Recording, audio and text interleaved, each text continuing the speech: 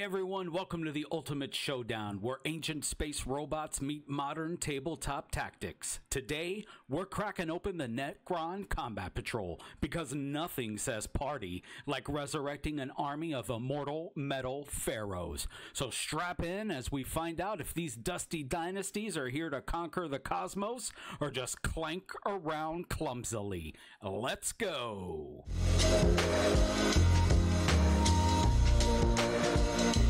What's going on, guys? Welcome back to the Miniatures Tavern. My name is Watts, and today we're going to deep dive into the Necrons Combat Patrol box. Now, this Combat Patrol came out for pre-order in November of 23, and the Combat Patrol box is called Amenhotep's Guard, and the composition of the box is you get one Overlord Amenhotep, you get 10 Necron Warriors, you get 3 Skorpek Destroyers, you get 3 Canoptic Scarab Swarms, and you get 1 Canoptic Doomstalker. The box is a total of 18 models and comes in at 450 points. Price for the box from Games Workshop is $160. You can find this box on Amazon and on eBay for $136. Next up, we're going to take a look how to equip the models specifically for this Combat Patrol box. Overlord Amenhotep is going to be equipped with a Tachyon arrow and an Overlord's blade. Your 10 Necron Warriors, 5 of these models are going to be equipped with Goss Flayers and close combat weapons. Another 5 are going to be equipped with Goss Reapers and close combat weapons. Your Skorpek Destroyers, those 3 models, every model is equipped with a Skorpek Hyperphase weapon, and this unit is equipped with 1 Plasma Scythe. Your Canoptic Scarab Swarms, every model is equipped with feeder mandibles, it looks like. So they got, like, you know, little mandibles, okay?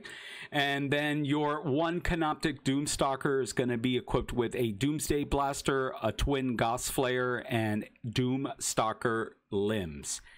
This thing is brutal, speaking from experience. So let's go ahead and jump into the Army rules, abilities, and enhancements for Amenhotep's Guard. The Army rule for the Necrons is called Reanimation Protocols. At the end of your command phase, each unit from your army activates its reanimation protocols and reanimates D3 wounds. Each time such a unit reanimates a wound, 1, if that unit contains 1 or more models with fewer than either starting number of wounds remaining, select one of those models and that model regains 1 last wound. Or number 2, if all models in that unit have their starting number of wounds, but that unit is not at its starting strength, 1 destroyed model is returned to that unit with 1 wound remaining. Once such a unit is at its starting strength, all of its models have their starting number of wounds. Nothing further happens. So reanimation protocols, you basically come back. So let's go ahead and take a look at the 2 enhancements that you can put on your Warlord. That's going to be Amenhotep, and you're going to be able to pick one of these enhancements during your battle. So the default enhancement is called Overriding Control, and that means that the bearer's unit is eligible to shoot in a turn in which it fell back. That's pretty powerful. So if you're in the combat, you're going to be able to fall back, and then you're still going to be able to shoot, which is pretty nice.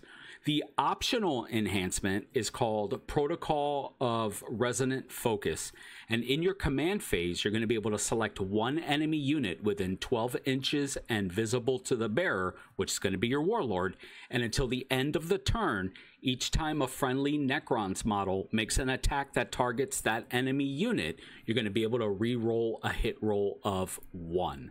So 2 pretty decent enhancements. 1 is going to allow you to fall back, break combat, and shoot, which is really nice. It's going to force your opponent to have to recharge your units every time they want to get back into combat.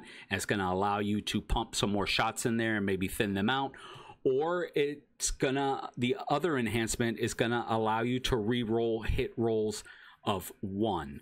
Right now, the way I'm reading it, I think that maybe Overriding Control, the eligible to fall back and shoot, is a little more powerful than re-rolling hit rolls of 1. but you got two decent enhancements. Play around with both of them and see which one works best for you.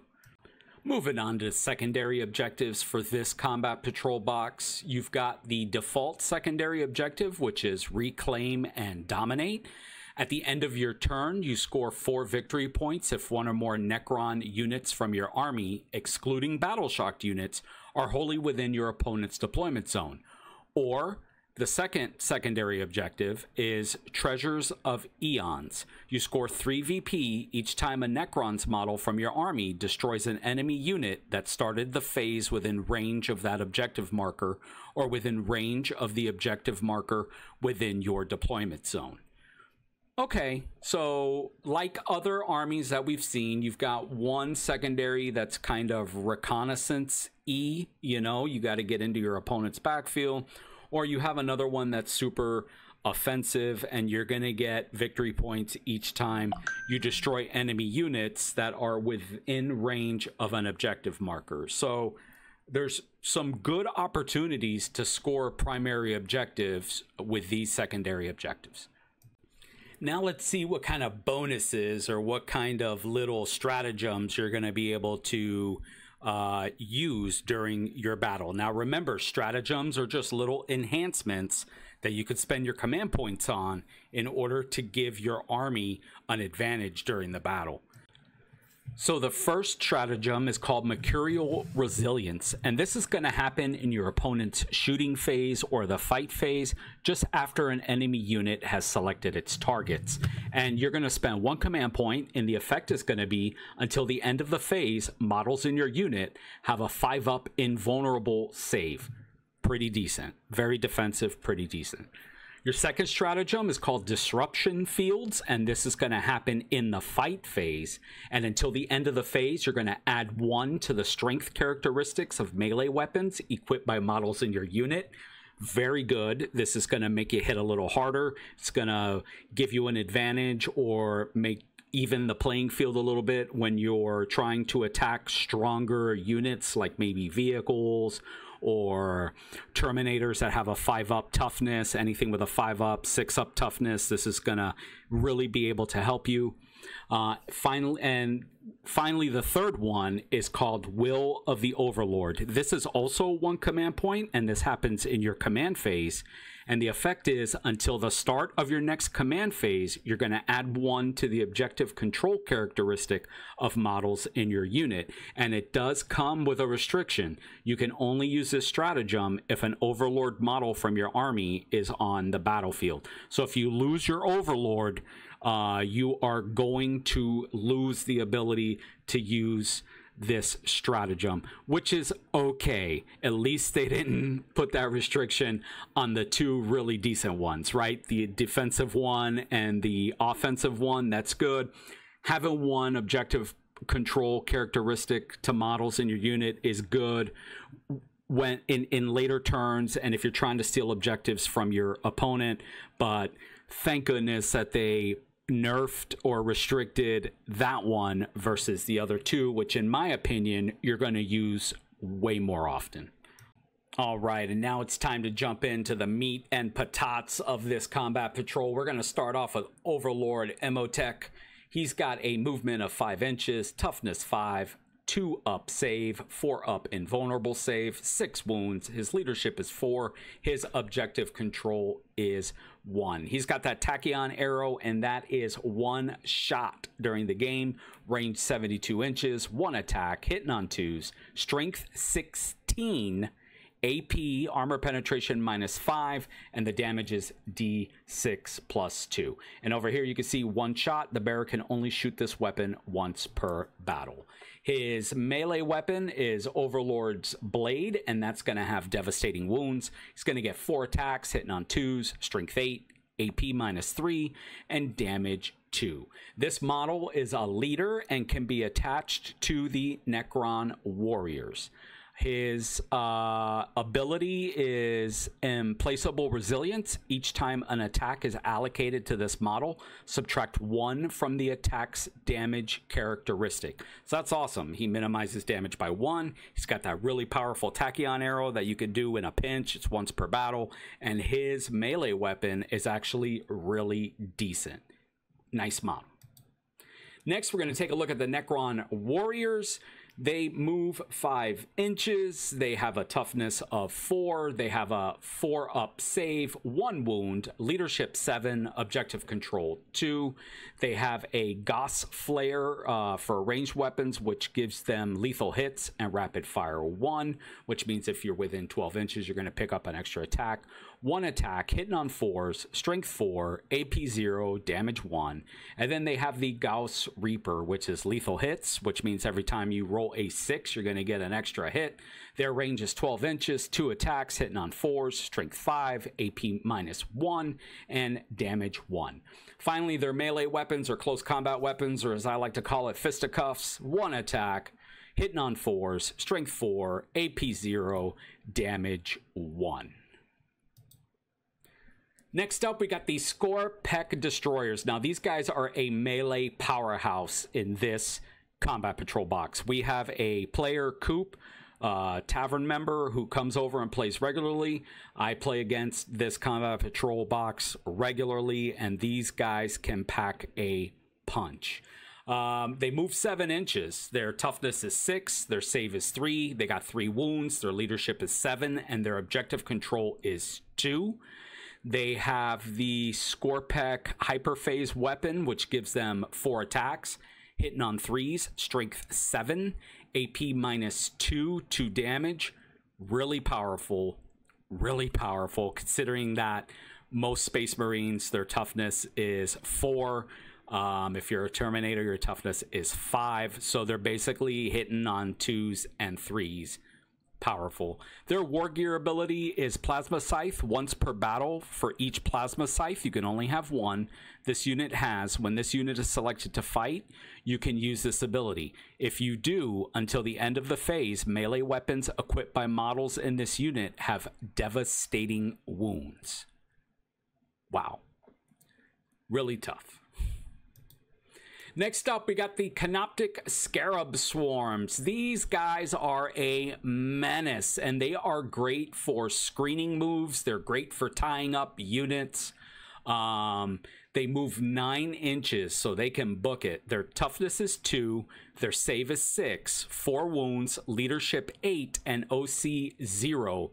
Their feeder mandibles have lethal hits. They get 6 attacks each, hitting on 5s, strength 2, AP 0, and 1 damage. But remember, you do get reanimation protocols on the entire army. These guys are just really annoying for your opponent. You run them out into the field, you move block with them, you charge them into vehicles to get them tied up. You can really wreak havoc with Scarab Swarms. Finally, the Canoptic Doomstalker. Now, this is the workhorse in this Combat Patrol box, and it is mean. Moves 7 inches, toughness 8, saves on 3s, has a 4-up invul, 12 wounds, leadership 8, and objective control 4. It's got a Doomsday Blaster, which gives blast, which means for every 5 models in a unit that you're targeting, you're going to pick up an extra hit.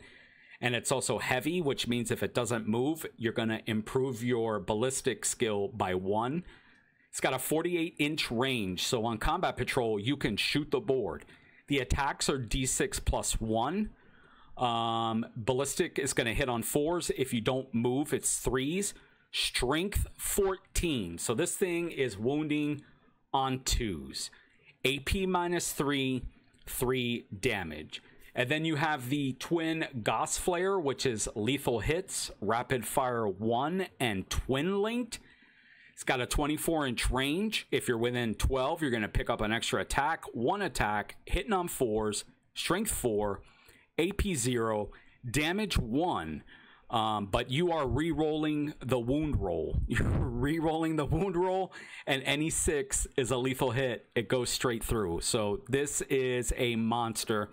Melee weapon-wise, it's got the limbs, or as I like to call it, stompy feet. You're going to get 3 attacks. You're hitting on 4s, strength 6, AP 0, damage 1. And then you have here your bracket. If you have 1 to 4 wounds remaining on this model, while this model has 1 to 4 wounds remaining, each time this model makes an attack, subtract 1 from the hit roll. So you're going to be potentially hitting on 5s if you get bracketed. So just be careful. This guy is really good for camping on your home objective. Maybe move him out to another objective. But with objective control 4, he's beefy. This guy is beefy. He's going to be the workhorse of your army. All right, guys, and finally, let's take a look at the SWOT analysis for the Necrons Combat Patrol box. We're going to start off with the strengths. Strengths right off the bat. Heavy weaponry is a strength. Units like the Canoptic Doomstalker are equipped with powerful Doomsday blasters, providing significant firepower that can be pivotal in controlling the battlefield. You got a lot of versatile units. The formation includes a variety of units like the Warriors and the Destroyers and the Scarab Swarms, and each of those units are specialized in different combat roles, which is really going to allow for flexible tactics against a diverse range of opponents and different armies and enemies. Finally, the last strength is enhancements and stratagems.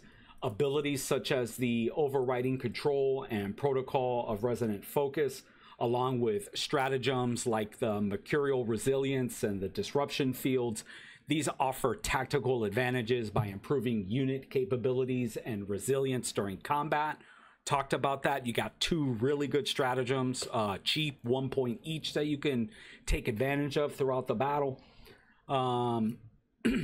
Let's talk about weaknesses next. You've got limited numbers.